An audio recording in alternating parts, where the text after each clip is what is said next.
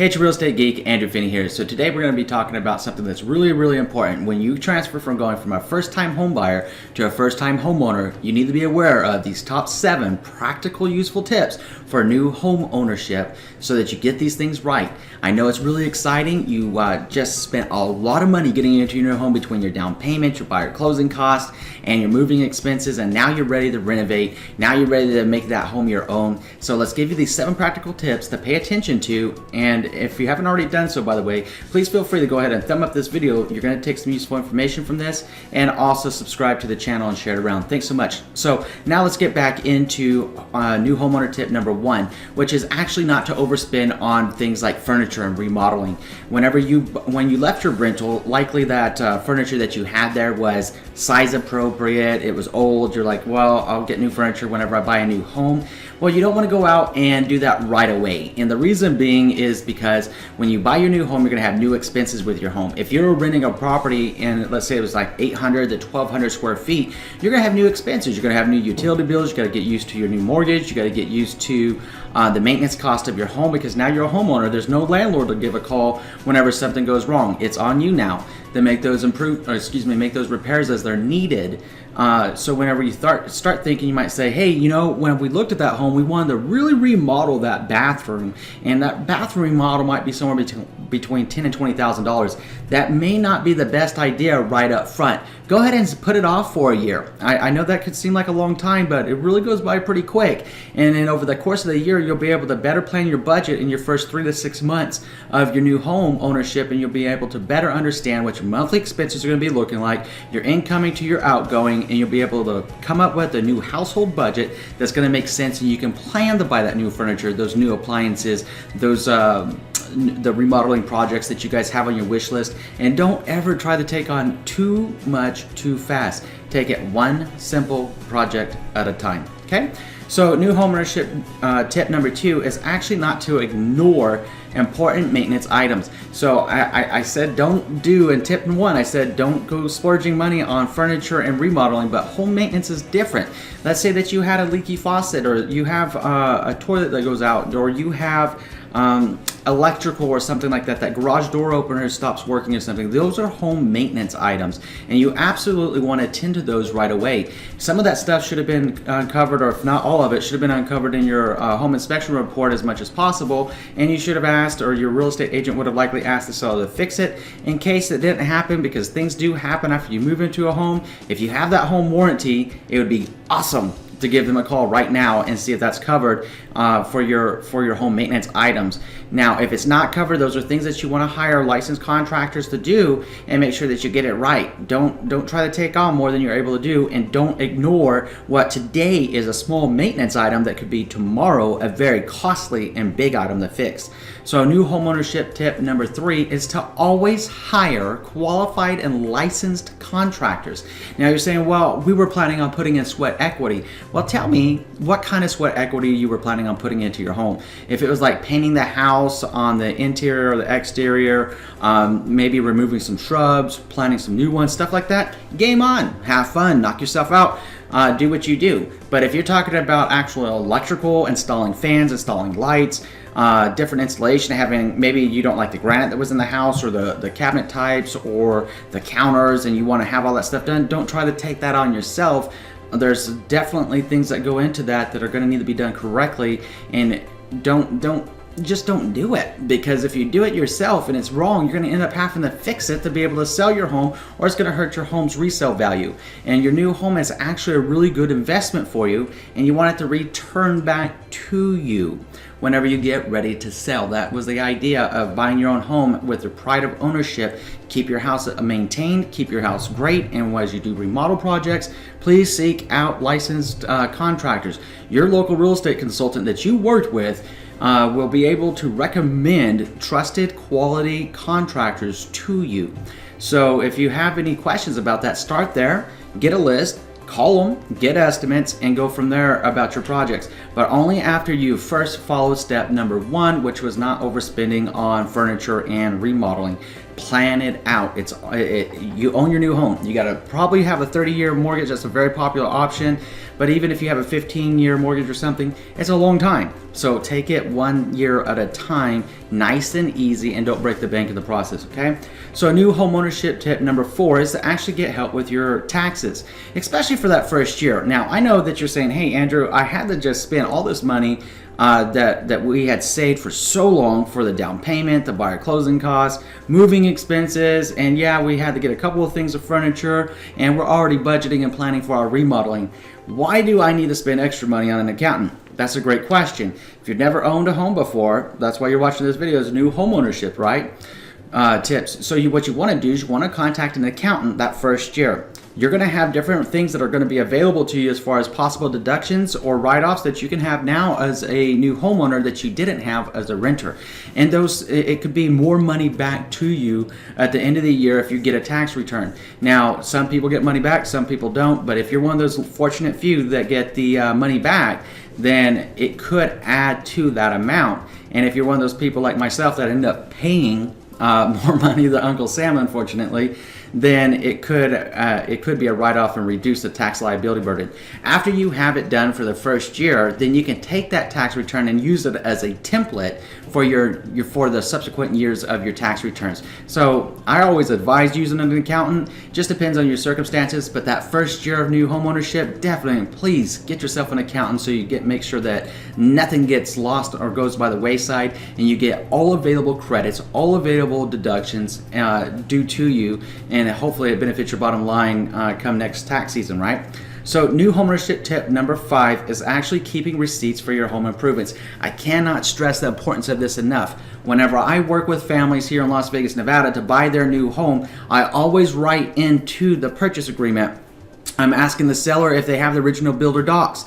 If they have the original builder documents, it doesn't matter if the home was built in 1980, I don't care. I'm asking anyways because some people I've seen in some homes, no matter how old they are, they've transferred those builder docs from one owner to the owner to the owner to the owner to the owner. And it's always good to have those documents so you know who built your home, what was going on with the home, the site survey, the land survey, so much stuff that goes into building a new home. You would have in those builder documents, including the model and what was originally installed in the home, so you have a point of reference as you do embark on your different remodeling projects in the years to come.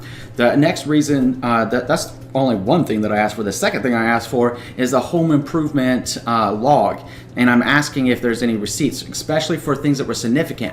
And there's a couple different reasons why I do that. Number one, we want to know if there was new floors put in, when they were put in, who put them in, and what was the actual cost of the material. Not the labor, but the material that went into that house. Because knowing that stuff up front when you're buying the home is actually going to help when I have a better understanding what's going to happen with a possible appraisal, high, low, or right where it needs to be. The other reason you want that is, let's say somebody did exhaustive electrical upgrades, and let's say they didn't use a hired licensed contractor. You want to know who put in that electrical, because you don't want your house burning down after you just saved so much money to get into your new dream home. You don't want something sparking a fire in your attic or in your walls or anything like that. I mean, those are just a couple of really quick examples of things that you'd want to know about when people consider doing home improvements. And some people, you know, they don't hire the licensed qualified contractor and do something wrong. And a really interesting thing that I have seen here in Las Vegas, Nevada, was actually the first home that I ever purchased here in Las Vegas. Whenever I bought that home and I had started digging around in the home, doing like what you're probably doing right now, learning your home, going in the attic, checking things out, walking your property, I actually found buried underneath the insulation in the attic a cord, like an extension cord cable that they had ran. It was insane. From the kitchen all the way to one of the other bedrooms, they had ran this extension cord cable all the way to each other to connect the power. And it just blew my mind, because I was like, oh my God, I'm so happy my house didn't catch fire, because it surely could have. They didn't even, they spliced the wires and didn't even put the wire nuts on there. I mean, it was awful. So, I mean, it's that kind of stuff you got to pay really close attention to. Hopefully your home inspector is digging around and checking that out for you. But in case it gets overlooked, in that case, it was buried underneath 12 inches of insulation. And I just so happened to catch it out of the corner of my eye and started digging around and following that cord to figure out what it was and where it was going. So, that's another reason why you want that home improvement and you want those receipts, because you always want to know who has done work on that home. The next thing I always ask for whenever I help people is asking them for a home maintenance log. The home maintenance log will tell me and tell you and pass it on to you, hey, there was the water heater had to be replaced on such and such a year. We had a hole in the wall here, or this if it's a 2-story unit especially, unfortunately the kids let the bath overflow. We had to do a minor touch up over there. We had to have the floors replaced, or whatever the case may be. So because sometimes sellers in the seller real property disclosure report, which you will be doing when you get ready to sell this home, they forget. But if you have a home maintenance log, you can't forget, and it's always best to disclose, so that people know what they're buying. A whole different story on that another time. But new home ownership tip number 6 is actually not to confuse a repair with an improvement. A repair is actually something that needs to be done for the health and safety of your new home, and it needs to be done in the ownership of your new home, just to make sure that your home is well maintained and good to go. So stuff like a repair or home maintenance would be like changing out your air filters, changing out light bulbs. A repair is needed because the faucet is broken. A repair is needed because underneath the sink, the little line underneath there is leaking. You need to call in a licensed plumber to get that fixed. Those are repairs. Those aren't improvements. Improvements are like whenever you change out the cabinets, you change out the cabinet facing, you install hardware onto your cabinets, you put in new floors, you put in new countertops, you put on a new roof. All of that stuff is an improvement, not a repair. So just keep that in mind as you're going forward and keep track of everything. Just get yourself a nice little 3-ring binder, about 3 inches or so, and just every single year label it off for years and just stick it in there. I get document protectors, and every time I do an improvement or every time I maintain my home or have a repair done, I just simply stick the receipt and the invoice right in there, write in what it was, why it was done, and the date and the point of contact numbers if it right there on the spot. So if you do it right whenever it's right there in front of your mind, you won't forget the information because you just did it. And you write it down right there. 10 years down the road, you have all that information to turn over, and you know exactly what happened in the money that you put into your home. So that brings us full circle now to new homeownership tip number 7, which is to get properly insured. Even though your lender would have required you to have great homeowner insurance going into buying your home and being able to close on your new home, you want to make sure that you take a specific look at some different things. If you're married, you have children, you're the breadwinner of the family or something, you're going to want to consider life insurance just in case something ever happens to you, and God forbid it does happen to you. I hope that it doesn't. But if it does, you want to be prepared and leave your family in a good position, or the person that you're caring for, or whomever else is living in the home with you, if any.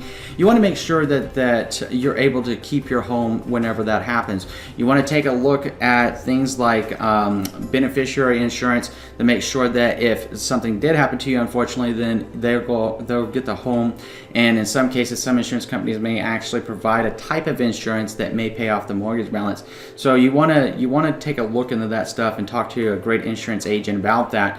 Perhaps the agent that you bought their homeowner's insurance with, if you're happy with them. If not, shop around, find out the kind of coverage that you need, and then go from there. Another kind of insurance you may want to consider is a disability income insurance, which is going to ensure that if something happened and you weren't able to work and you're the breadwinner of that family, you essentially get some money to help you through your disability to continue making your home payments and covering your bills and expenses. So there's a lot of different things that you can consider. There's tips for self-employed and self-proprietorships, that if that's your circumstance, then maybe you want to consider setting up an LLC to protect your home so somebody can't go after your home. And on that note, always ask your local real estate consultant about homesteading your property. A homestead can provide a tremendous value and keep you safe, or at least ways keep your home safe from lawsuits. Depending on how much your home is actually worth, it'll cover a large portion. In many cases, it'll cover most of our home expenses right up to that maximum amount of money before you do have to start paying some other money. And of course, the only thing a homestead does not protect you from is Uncle Sam. The government has access to everything. So But a homestead for protecting you from other people, protecting your home and everything else, great, great, great idea. So the bottom line is that congratulations on buying your new home. Your new home is going to be a really fun and exciting time for you to own this home. There's going to be so many laughs, so much joy, so much love, and so many things you want to do to your new home. Okay? So enjoy it. Just don't splurge, plan it out. I know it's so exciting and sometimes it's so difficult not to go overboard right out of the gate when you close, but just take a deep breath. Just take a deep breath and breathe out and enjoy the ride of homeownership. Congratulations to you. If you've enjoyed this video, please give me those thumbs up, subscribe to the channel, and by all means, please share it around. This video is going to help a lot of people out there that are new homeowners. Thank you so much and enjoy a great day.